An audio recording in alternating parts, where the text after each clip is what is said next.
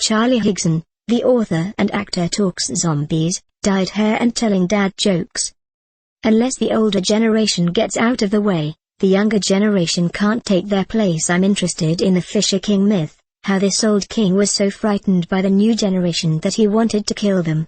That is still a societal concern to the extent that we create this idea that teens are a terrible threat, that we are going to be attacked gangs of hoodies who are going to take out our kidneys. My Enemy series of books is about what happens if all adults became zombies, leaving kids trying to survive around London and avoid being eaten by their parents. The great thing about horror in teen fiction is that it can deal with adult themes. Dealing with it all on a fantasy level allows you to tackle issues such as disease, aging and death, and kids can cope with it. They love violence and killing in stories, partly because they don't understand the consequences.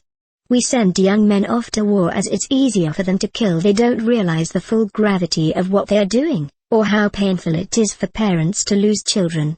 It's why there are child soldiers in Africa. You can get them to do terrible things as they don't yet know how precious life is. Kids are more willing than adults to ask awkward questions. I often give talks in schools, and I'll never forget one question I was asked by a pupil in Kilburn, in northwest London.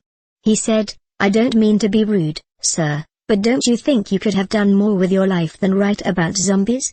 I was dumbstruck. I had a terrible existential crisis and I thought, Christ, he's right, what a way for a grown man to spend his days. I've always wanted to go to a literary festival and ask that same question to every writer, to make them stop and think.